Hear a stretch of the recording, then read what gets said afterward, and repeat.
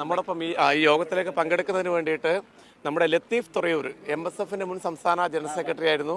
വളരെ പ്രധാനപ്പെട്ട വിദ്യാർത്ഥി നേതാവായിരുന്നു. അദ്ദേഹം ഈ മീറ്റിംഗിലേക്ക് പങ്കെടുക്കുന്നതിന് വേണ്ടി എത്തിയിട്ടുണ്ട്. ലത്തീഫ്, എന്താണ് ഈ പരിപാടിയുമായി ബന്ധപ്പെട്ട നിങ്ങളുടെ ഒരു കാഴ്ചപ്പാട്?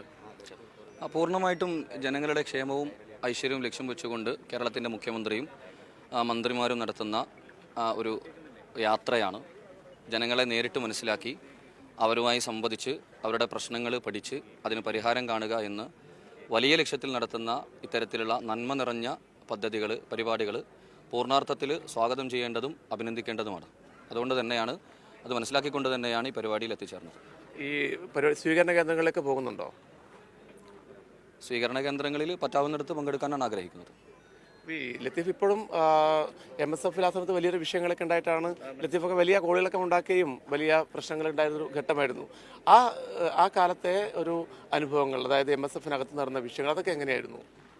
ഞങ്ങളവിടെ ഉന്നയിച്ചത് MSFലെ ഏറ്റവും പ്രധാനപ്പെട്ട ഒരു വിങ് ഹരിതയിലെ ഭാരവാഹികൾ അവരുടെ ആത്മാഭിമാനത്തിന് ക്ഷതമേറ്റിട്ടുണ്ട് എന്ന് പരാതി കൊടുക്കുന്നു.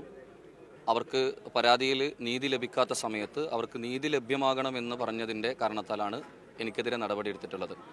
അതും മുസ്ലിം ലീഗിൻ്റെ ഭരണഘടനയ്ക്ക് വിരുദ്ധമായ രൂപത്തിലാണ് എനിക്കെതിരെ മുസ്ലിം ലീഗിൻ്റെ ജനറൽ സെക്രട്ടറി ഇൻചാർജ് ഉണ്ടായിരുന്ന PMA സലാം സാഹിബ് ആ സമയത്ത് നടപടിയെടുത്തിട്ടുള്ളത്. ആ കുട്ടികൾക്ക് ഇപ്പോൾ നീതി ലഭിച്ചോ? ഹരിത കുട്ടികൾക്ക് ഇല്ല, കേസ് നടക്കുന്നുണ്ടല്ലോ ഇപ്പോഴും.